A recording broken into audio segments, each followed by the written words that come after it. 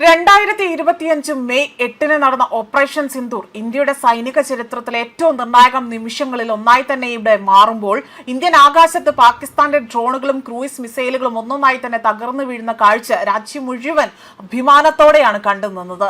എന്നാൽ ആ ദൃശ്യം കണ്ടിരുന്ന ഒരാൾക്ക് അത് വെറും ഒരു സൈനിക വിജയമായിരുന്നില്ല. ജീവിതം മുഴുവൻ സമർപ്പിച്ചുകൊണ്ട് സ്വപ്നത്തിന്റെ സാക്ഷാത്കാരം അവിടെ പൂവണിയുന്ന നിമിഷങ്ങളായിരുന്നു.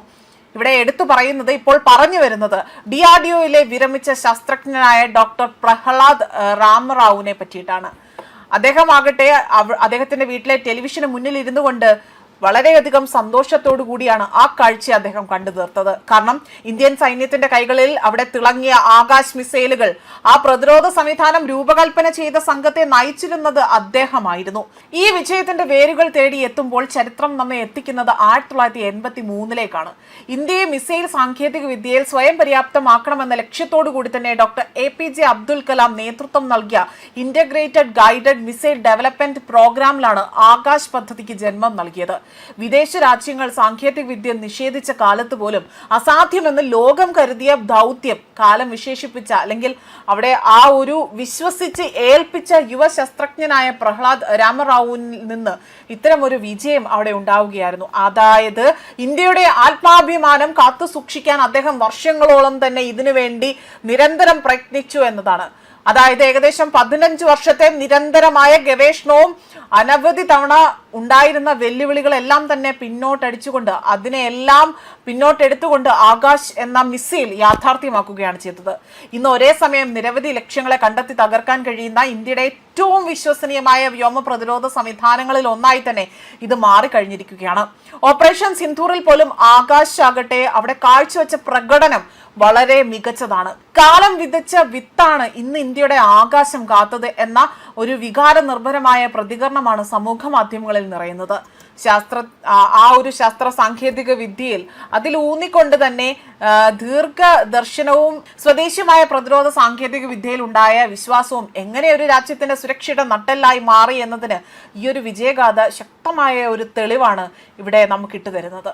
മാത്രമല്ല, ഈ സമാനതകളില്ലാത്ത വിജയഗാഥയ്ക്ക് പിന്നിൽ 4 പതിറ്റാണ്ടുകൾക്ക് മുൻപേ തന്നെ ഭാരതത്തിന്റെ മിസൈൽ മനുഷ്യൻ ഡോക്ടർ APJ അബ്ദുൽ കലാം വിതച്ച ഒരു വലിയ ദൂരക്കാഴ്ചയുടെ വിത്തുണ്ടായിരുന്നു. ആ ഒരു കഥ തുടങ്ങുന്നത് 1983ലാണ്. അതാണ് നമ്മൾ ഇപ്പോൾ പറഞ്ഞു തീർത്ത ആ കഥ.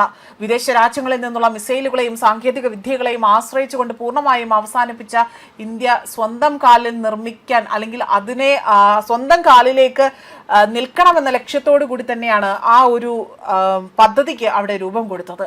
ആ പദ്ധതി രൂപം കൊണ്ടതോടുകൂടി തന്നെ വലിയ രീതിയിലുള്ള ഒരു ബൃഹത്തായ പദ്ധതിയുടെ പൂർണ്ണ ചുമതലയായിരുന്നു അന്ന് അദ്ദേഹം തലയിലേറ്റിയത്. ഈ പദ്ധതിക്ക് കീഴിൽ വിഭാവനം ചെയ്ത 5 പ്രധാന മിസൈൽ പ്രൊജക്ടുകളിൽ ഏറ്റവും സങ്കീർണമായ ഒന്നായിരുന്നു ശത്രു വിമാനങ്ങളെയും വായുവിലൂടെ എത്തുന്ന മറ്റ് അത്യാധുനിക ഭീഷണികളെയും എല്ലാം തന്നെ അന്തരീക്ഷത്തിൽ വെച്ച് തന്നെ തകർക്കാൻ ശേഷിയുള്ള ഉപരിതല വ്യോമ മിസൈൽ സംവിധാനമായ സർഫസ് ടു എയർ മിസൈൽ, അതായത് ആകാശ് മിസൈൽ.